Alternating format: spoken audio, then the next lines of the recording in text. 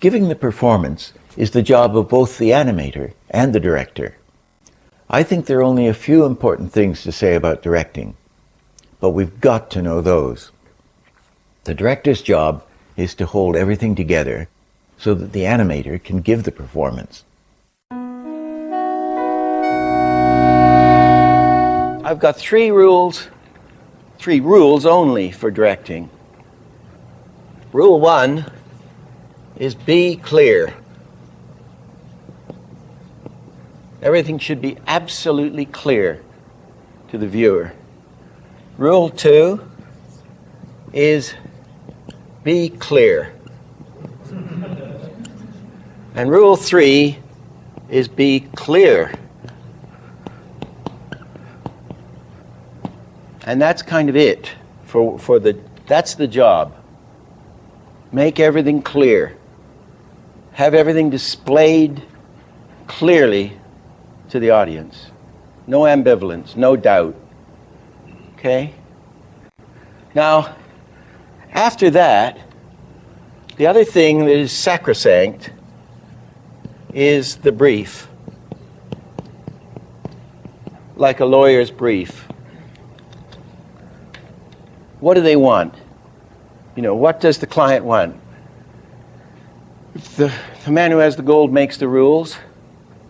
Golden rule. What does he want? What is the brief? On the Christmas Carol, Chuck Jones got me the job from New York and said, I want it like 1850s illustrations.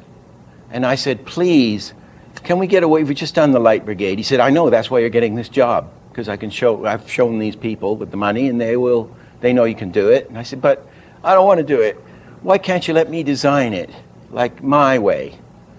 And he said, I don't want it. I want, your way doing 1850s illustration. That is the brief, right? So then we got the 1850s illustrations out and followed them. That's the brief. The brief on Roger Rabbit, for example, was this. We want them to look like Warner characters. We want them to move like Disney characters. And we want Tex Avery humor, but not as wild and brutal. Halfway. And that was the brief. That was it. And we want them to look like 1940 characters. So I made them look like 1940 characters. I did a ton of research and then did the job. I'll come back to that, actually, research. So the brief is sacrosanct. If they want rubber ducks with fly, don't take the job if you don't want to do it. I wanted to do it in the end. So I became a 1940s animator, or a fashion artist, or I don't know what, Ronald Searle, whatever you want. So the brief is sacrosanct. Don't take the money. I learned in advertising, when in doubt, when you're trying to draw the character for the film, if they haven't got it designed, I just draw the client. And they say, oh, I like that. Or the client's wife, if she was around, or girlfriend, or boyfriend, whatever it was. So that's the brief, isn't it? You're working for them. Your job is to make them look good. I had some, you could say, almost friends in Chicago, very nice guys, advertising men I used to work for. And one of them said to me, this is after about 15 years of work, he said, gee, Dick, you've been making me look good, he said, this art director who ran the agency. You've been making me look good for 15 years. And I said, that's what the job is. You're to make the guy with the gold, or the client, you're to make them look good. You're servicing them. So I think the director's job is to follow the brief, even if he's one of the ones who set the brief up. I mean, Chuck Jones sets up rules for himself, he always said, and he would just follow them. Very tight rules. And for instance, on the Panther, I think I said, we can have the Pink Panther with one prop. I think it was one prop. So if he was going to do Charlie Chaplin, we could have a hat, and they have to use the tail as his cane. Maybe it was two props, I'm not sure, but we couldn't load it down with props. So you skinny everything down to whatever the brief is and stick right in there with the brief. That's my view. which leads to research. My mother being a commercial artist, and we're all commercial artists, right? If you're in the industry, you're a commercial artist. And you try to get your own, well, you can't help it. You can't help getting your own personality in the work if you do it well. Something happens. People could always tell my work, although it was in these different styles, because something happens in the execution of it. In the way you do it is you. The other thing with this research is that what I always do, and I do it with my own work, is because I saw my mother doing illustrations for magazines, and say she's got a woman driving an old Ford, out would come the file of old Fords or cars, 1934 and 6 or whatever it is. Out would come the costume file on women in motoring gear, and she'd get all this stuff, and then she'd do she had all these references. So I assumed when I went into the commercial world that everybody would do this. But no, they do it on movies a lot, but the artists tend not to. They're trying to be creative. So when the rabbit, I just do a ton of research, and I get all these, I do no drawing. Even on my own stuff, I get as much reference as I can. And if I've got, depending on how much time you got, you may only have 2 days. But I paste them down on big boards like this. And I paste everything I can down. And so I was getting all the Tex Avery printouts and stuff out of ripping magazines. I tear books to pieces. I don't care about the book. I want it in the film. Stick them down. So I'd stick them down with magic tape. And I'd have all this stuff. And on the rabbit, I'm sticking everything down, Warner Brothers and this, that, and the other, and stick down for like a couple of months, trying to get a handle on this thing. And I remember hearing the Disney producer on the phone to Hollywood, and he said, this guy Williams, no, it's Richard, I'm Richard. Richard, we don't know what to do about Richard. He's still he's still cutting up magazines. He hasn't done a single drawing. I don't know what to say. I know I tell him to draw, but he keeps sticking things down. So then this guy's on the firing line, his ass is, I've got to make him look good too. So I'm still sticking down. So what happened was, I remember I fell off the plane at ILM one time and just sat down and drew. Stephen they wanted to see their Baby Herman. I just drew Baby Herman. And he said, that's it! Well, the reason I just drew Elmer Fudd as a baby. And there was no problem. He said, well, you got that one. And then for the rabbit, I combined, the rabbit was Frankenstein. The head is a Tex Avery head, with the hair, Bugs Bunny's cheeks, a standard cartoon thing. It's a shape like that. Brer Rabbit's feet, Goofy's pants, Porky Pig's bow tie, Mickey Mouse's yellow hands from 1936, whatever it was. Carefully only had one tooth. I made him a little more neurotic looking but Tex Avery did that. The only original thing on this rabbit was the ears, which were scoop ears. And I think that was probably a steal from seeing Oswald the Rabbit from 1920 or something. Anyway, what did we get? As soon as the animators started drawing this stuff, do you think they'd draw a scoop ear? No, they drew Bugs Bunny's ears. Immediately. I said, for Christ's sake, the only original element in this whole Frankenstein item is the spoon ears. At least that's original. Maybe. The advantage of doing this research is when you do have to draw, boom, you're there.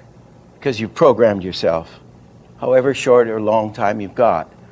And the other thing about doing drawings right away, which is what everybody does, they just sit down and start doing, I'm going to be creative. I'll explore this thing. You can't, they'll say kill your babies. It's very hard to kill your babies, especially if it's a nice one. And you've got all these fancy drawings. You start to fall in love with what you're doing. You want to save your work. It's a natural human thing.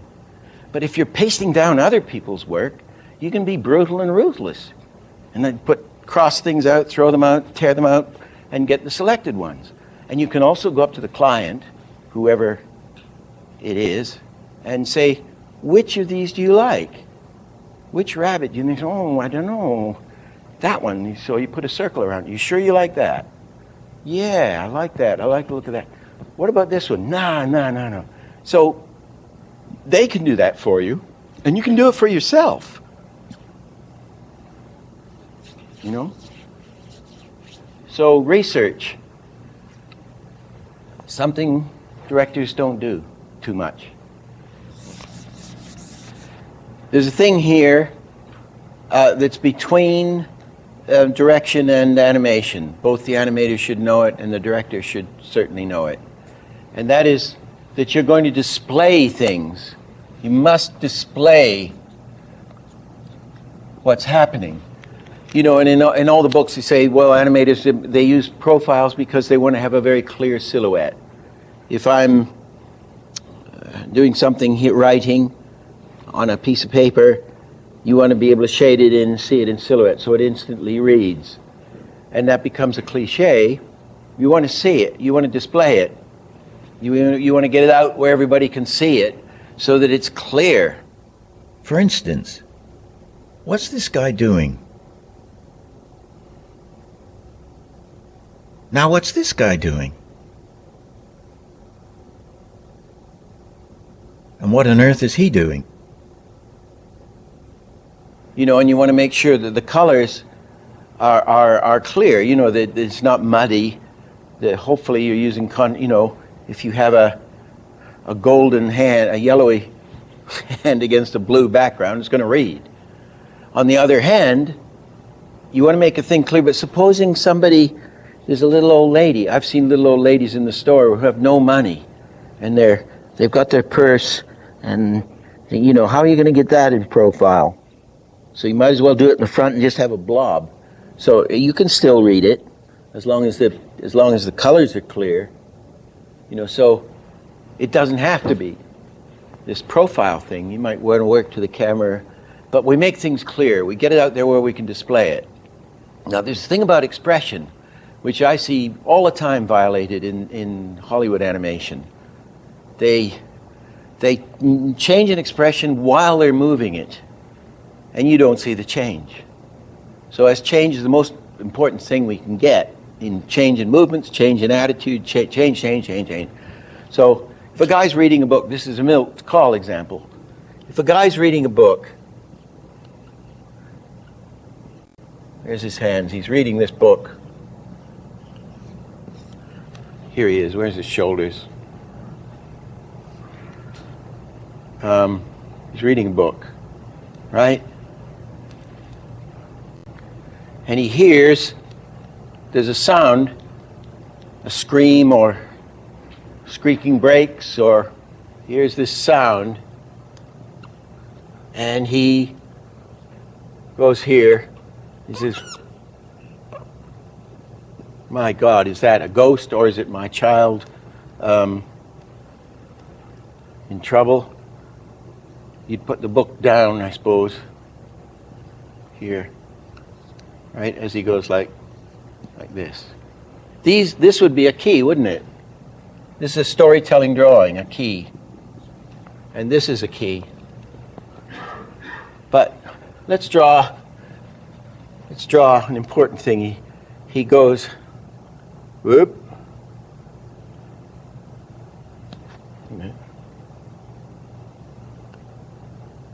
He hears this sound, and he turns, right? And let's make this one down lower even better. So he's got more to change. He hears this noise, and he goes up into this. What? And then he turns. So that you read that change, the change. Or, well, anyway, I'll let you scribble that one down. Or we'll make the change at the other end.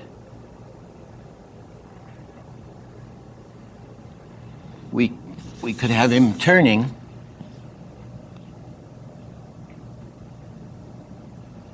on this drawing.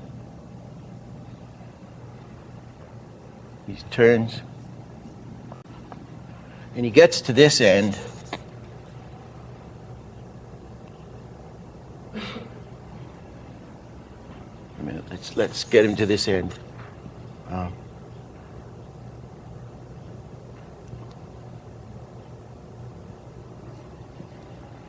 Okay. And then, having gotten there, then you get the change. He said, good God, it could be my kid, or it could be a ghost, or whatever the thing is. So we want to display what's happening, and that's the way to do it. Don't have it change in the middle. Don't have it, he's down here. Don't have it go like that. Don't have it. You want to go noise, what? Or noise, what?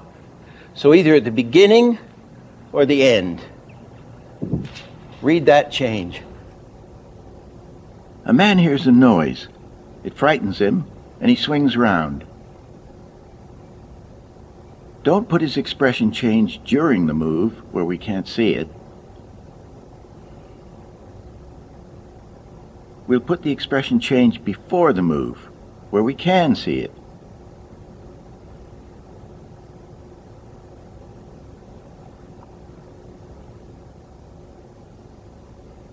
But to make it stronger, we need something to change from, something opposite to change to.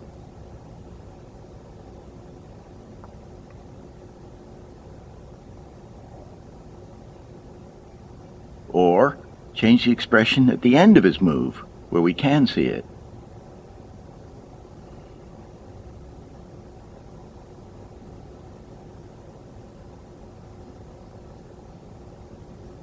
Either way, put the change where we can see it, not during a broad move. That's kind of an important acting thing. I see so many bad examples, so many examples of this that it's not done. They're trying to get the change in the middle and think you're going to see it, and you ain't going to see it. The audience can only take in one thing at a time. The director and the actor should only do one thing at a time. And when we animate, we should only animate one thing at a time. The big mistake is to try to do everything at once. If you watch really good actors, you can see they only do one thing at a time. Now let's go back to expression change on faces, which we've seen before, and see how effective it is when you do one thing at a time. It's fast, but you read it, you feel it. Watch good actors. Their expression will change one part at a time. Their eyes widen, nose might crinkle, the mouth drop. One thing follows another.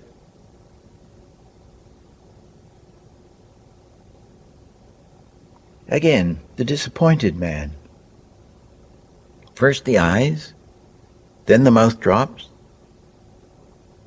the eyebrow reverses, his brow furrows, and lastly his chin goes in.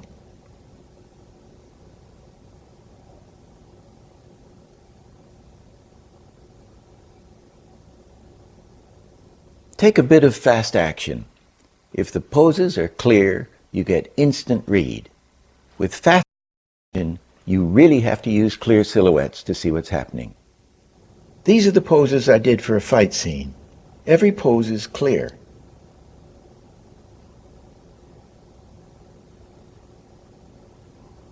I made the silhouettes as clear as I could so that we get instant read.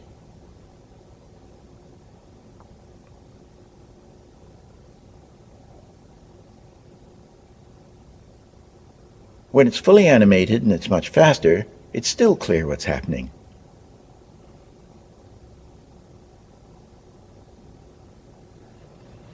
In designing characters, You want to get, everything is contrast, isn't it? You got big and little, fat and thin, tall and short, round and square, concave, convex. Everything in life is contrast, isn't it? You want to get contrast. You don't want everything to be the same. And can you imagine a play where all the characters look the same? That would be a statement on modern life, but it wouldn't be a very interesting play. So go for contrast. And with this, I use that in shapes. For instance, with the Roger Rabbit stuff. Roger Rabbit is a European clown, which is that shape. You know, they have the big feet and the bow tie and the pants. And then he's got this coming off the top. He's a white-faced European clown. He's that shape. Jessica is that shape.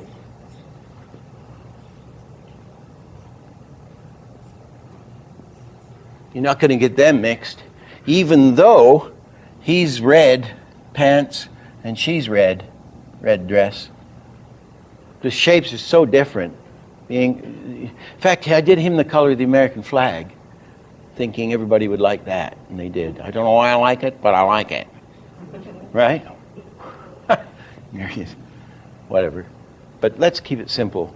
And the baby is just one of these. You know, it's Elmer Fudd as a baby, a little thing like this, but it's Elmer, little round things. He's sitting in his leg, PP,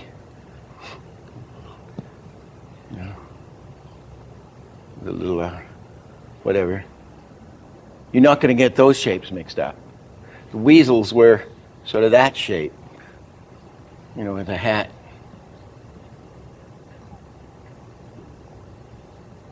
They were already Disney weasels, but I tried to accentuate it even more. So go for contrasting shapes. And one of the wonderful things he did in The Lion King, I thought was a wonderful example of the different voices. You could never imagine that one voice was the same as it. You'd never get them confused. They had a wonderful separation of voices. You want to separate the shapes and characters.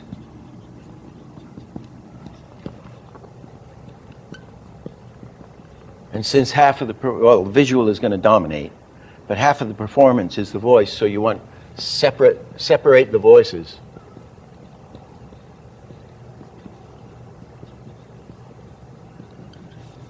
Tom and Jerry is a really good example. You know, you got a little guy. It's just big and little, basically, isn't it? It's a little mouse, however he is, and the other one's this proportion.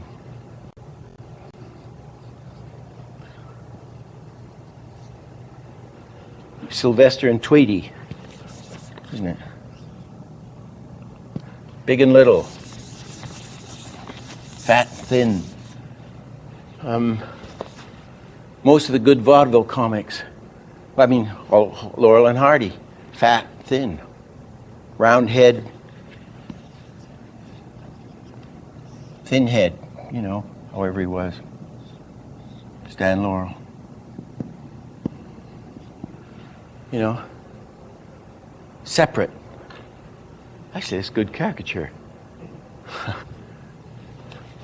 Got that? I'm surprised. So you get the theory, anyway, and people don't do that very much. So we're going to contrast voices, we're going to contrast sound. Right? So they're very contrasting. Everything must be very contrasting. We're getting the contrast of the concave to the convex, or the big to the small, and we have the contrast of the voices, and we have the contrast of the colors, and we have the contrast of the speeds. Put them all together, and you get a wonderful effect. People don't think of it. Okay? However, whatever the design, the movement always dominates. This old lady looks like an anatomical road map, but she's really just a standard old Hollywood pear shape.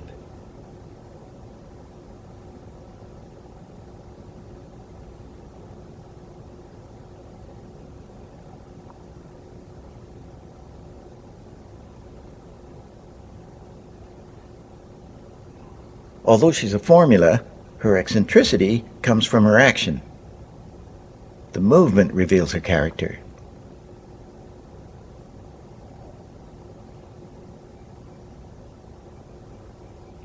Very important, hookups.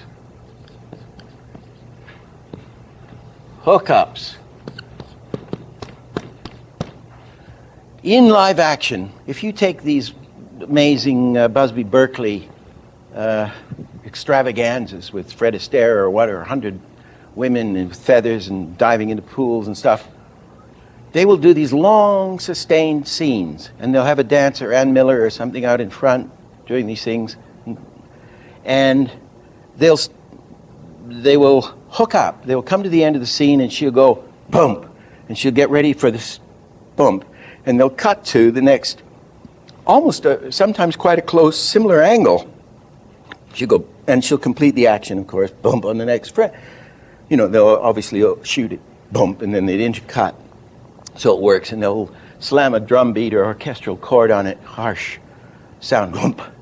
And they'll change the entire background, you know, or the angle, and these things like Swing Time or Going Down to Rio or whatever it is, these musicals, especially the black and white ones and the Busby Berkeley ones, they hook up these enormously difficult scenes in a most brilliant way. And you see in animation, they don't hook it up at all. A guy gets a scene, the director gives the animator a scene, and the character's here. It's a rabbit or something. It's like this. And they'll cut to another angle when the rabbit's going with his arms out. And they cut to another shot where the rabbit's, the rabbit's over here in an all too similar angle. And he's got, say it's his back or something. Dreadful cuts. Dreadful. Study good live action. Study Kurosawa. Perfect. He never makes any mistakes. You know, and he's got a lot more problems than we have. We should be able to hook up our actions. So the animator, when he comes to a scene of a character and the character's doing this and it's got to go to a close-up where the hands continue or something, he should at least relate to the next guy. He should give him his end drawings, and they should test the cut, the join together. Or the director should be on the ball and get there to make sure these hookups work. Very early on in the Silent Mickey Mouses, they discovered that if you took even a really simple face and altered the expression, the character appeared to think. Eric Larson, master animator and teacher, put it beautifully. Through a change of expression, the thought process was shown. What animation has to have is a change of shape. I'll just do, we give him eyebrows. And it says that the subject gradually lowers his brow into a frown. So everything else on this drawing should be exactly the same. Trace back. Or all this moving. Let's make it curvy. Maybe it's a little better. That's a bit better. The subject lowered his brows into a frown, paused, and then lifted one brow. Okay, let's do that one.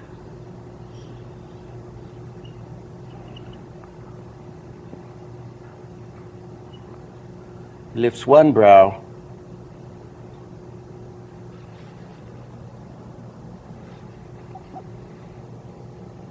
These are meant to be all exactly, except for the brow. Lifted one brow, and glance to the side. I'll just move the eyes over so that it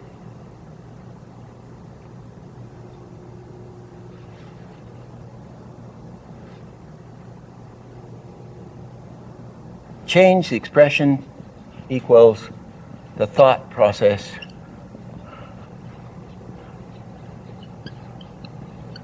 is shown. You change, you get this change, and it shows the thought process. They all say the most exciting thing in animation is seeing a character thinking, isn't it? And you feel, is it Doug, you're saying, you, my God, goodness, I'm God. You actually control the thoughts of these squiggles, or whatever they are, images. And you have a character thinking. I mean, when I was working on The Thief, who was a very slow-witted creature, it was so stupid. You could see him thinking. It used to just kill me. But I would show him thinking very slowly. Let's put in a couple more drawings in here. Put one in here.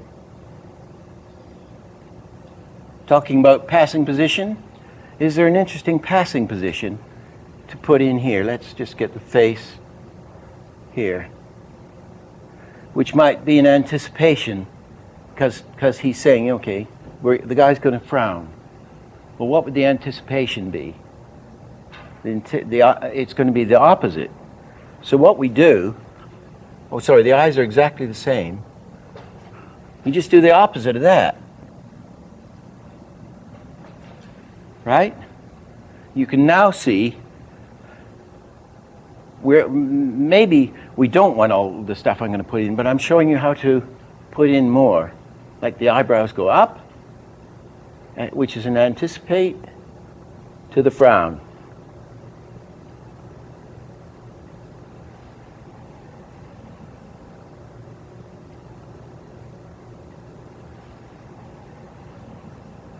Right? There's one more I can get in.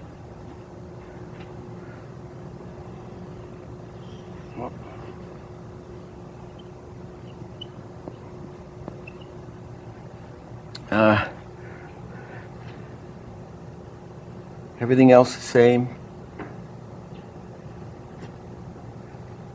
It would be, this is now down here in a frown, and it's going to go up. Well, what's the opposite? Obviously, why don't we just go down to the opposite, which strengthens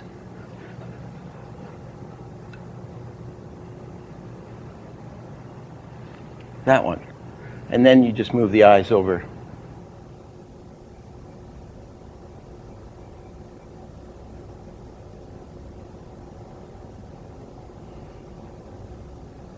Here's another one we can put in. Haha.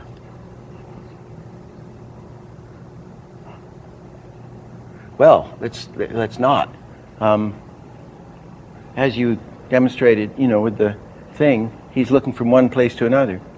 It's probably going to be a blink in there.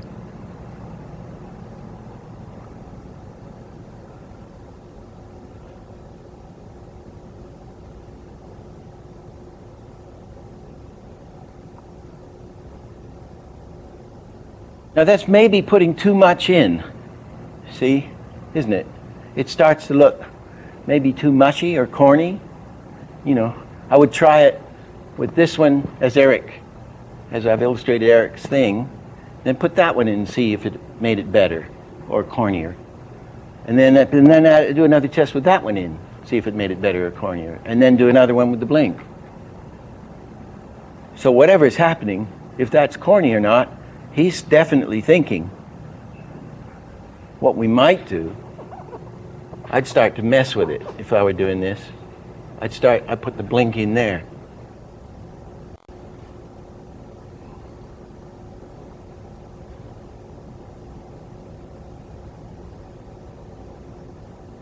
So you get all this different thinking with it. Change. It's all change.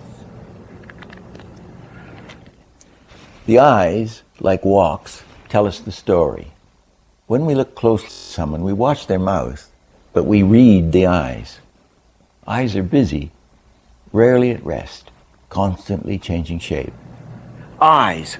I'm not going to do anything much about eyes, except that we know there's the brain, however it is, and the eyes are the visible part of the brain, right? That's why everybody says it's all in the eyes. You've got to watch the eyes to see the soul or whatever it is. The eye is the brain. That's why we know, you try and look at each other now, you look away. It's embarrassing because it is the visible, it's just joined right there. So, and animators go on about eyes all the time. You have to have these eyes, you know, the Disney eyes, whatever it is. They all have to look like that, you know. And the eyes have it. Everybody looks at the eyes. There's supposed to be a thing. You know, they have theories. There's the face, and you watch that triangle, the mouth, the eyes. And they all have these wonderful theories, and they go on and on and on about eyes. And I say, I watch eyes, of course. We all watch eyes.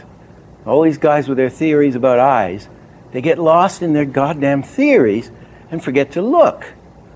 And you see it, hear it, I don't know, I've been mentioning this in these courses we've been doing, and now I'm sure I'm going to see a lot of it, I hope. When you're on the telephone, you see this. Yes, Henry. Yes, I know.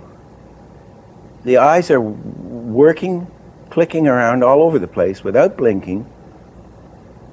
As we think, as this thinking's going on, these things are wiggling around. So please animate the eyes. You know, and it's very different. People do it very differently. Our eyes tell the story. We watch the eyes more than the mouth.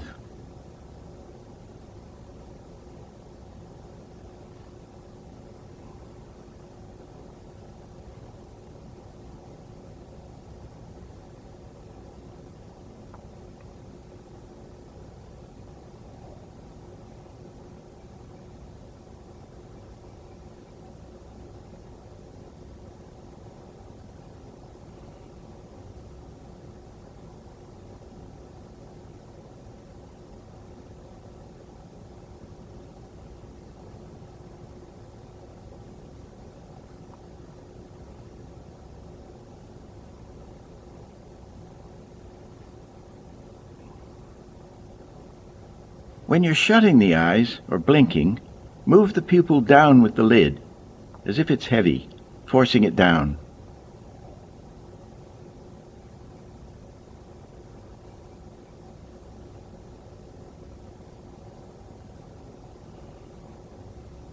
When the eye revolves, it's good to distend the pupil to show the form.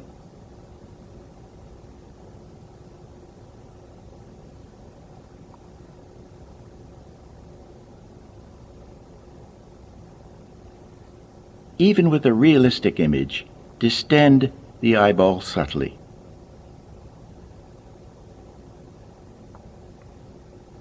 And again, very slightly.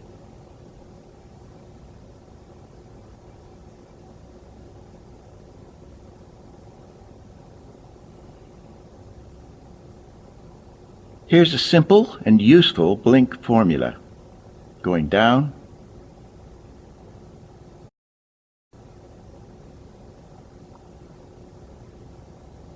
and coming back up.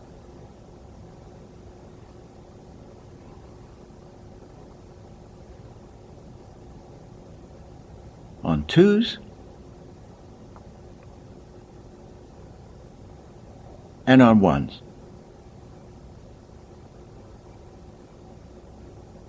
If we put the blinks out of phase with each other,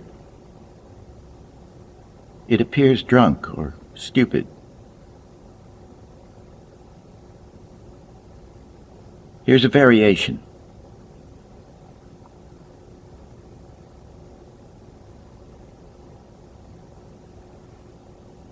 Let's take this simple bit of animation. The eyes say as much as the lips. The blinks of both the man and woman aren't complete. They only go part of the way down the eye. I love you. I love you. I had a question about music and animating to music. And on these old things called bar sheets. And what the bar sheet, I don't know if they use them anymore. I stopped using them, but I used to use them. They're marvelous. And what it is, you got all the frames exactly. If you take this, if I could lift it up, if I can push this sideways, the bar sheets fit the exposure sheets at Disney's perfectly. Absolutely brilliant. So the director used these bar sheets to indicate his action. You see, you could time stop, bump, bump, thud, bang, right? He would write the action. The dialogue could also be written down here. Go and never darken my door again. Could be filled in here. Then they would have for the composer, they would have the music. They'd have what do you call it? Music graph on it. And the guy could write his music, his main music line, or his melody, at least, along there, which would fit the things, see? So then if you were doing an elaborate piece of music, you could take the bar sheet, fit it on the side here, and write all the information down there. It fits exactly. So you've got the director's timing, and you've even got indications of the music if you want. It's a wonderful system. Of course, they then started printing this a different size, so that it didn't fit anymore on the side of the, and all this stuff fell apart, these systems, and I think they're going back together slowly. Sorry. Related to the bar sheets then, how did they treat it in Fantasia where they had the music first and the action came? Well, I know Art Babbitt, you do the music, you just fit. You'd write your music out on there, and then the director would fit to the music. That could come first. I mean, obviously the dialogue always comes first, right? But Babbitt, doing the mushroom dance, I know he had the full score in front of him. He, on a dare, decided to learn to play the piano. He thought he'd never be Paderewski, but of course, being Babbitt, he learned to play the piano. So he read the score, and he could select out bits. I don't think you need, I now read music and write music and stuff. I don't think you need to read the score. You just need to, you listen to it, doing, doing, boing, da, and if that's marked on the sheet, and you play your soundtrack over and over until you're bananas from it, doing, doing, doing, da, you're going to hit that. About directing, we thought it would be a good idea to take our animated logo as an example. It's very complex, has 12 characters, all in different styles and colors, different proportions, all have to move and walk differently, all have to enter interestingly, one at a time, all have to march to the same beat, and they all have to end up on a cycle without being boring. And we had to do it so it's building up to a visual crescendo. As we have 12 of these characters coming in, we have to make the audience look just where we want them at the right time, so that the minute the interest is established on one, the other one's in, and then another one overlaps. But we see enough of each one as they all pile in. So we've got all these different characters, completely different styles, completely different proportions and everything, and they all have to have totally different personalities. The thing I animated was the sexy woman, and I thought, well, she's got to come in a completely different way. And then her hands flash up and the whole creature appears. And then she does her sexy walk across the screen, spinning around, and then we thought, this guy who has to follow her, the grid man, just have his feet, have him stalk her, kind of. And then when he gets behind her, he grows into a Technicolor delight. Then in will come the swimmer following him. He has to get out of the imaginary pool. And then in comes the stick man, completely differently, and he's made out of black sticks. And then coming from the back, we thought, well, okay, let's have the cat come in from a door. He's all made out of rubber hose, no bones. The only one that comes in just from the side is this double bouncing fox.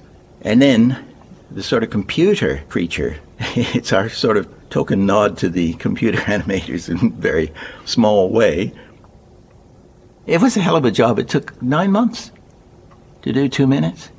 That's not too bad because a commercial often takes 3 months. We did a lot of drawings, and most of it was on ones. But of course, when we got the creatures on the cycle, then it's just a repeated cycle. But the entrances were hard work, but a lot of fun. Most of the things that we've covered, following the brief, separating the shapes, separating the colors, separating the voices, hookups, taking one thing at a time, these are really all different aspects of being clear. Whatever your idea is, you want to put it over so it's clear. In our final session, we're going to review everything that we've done and we'll pull it all together.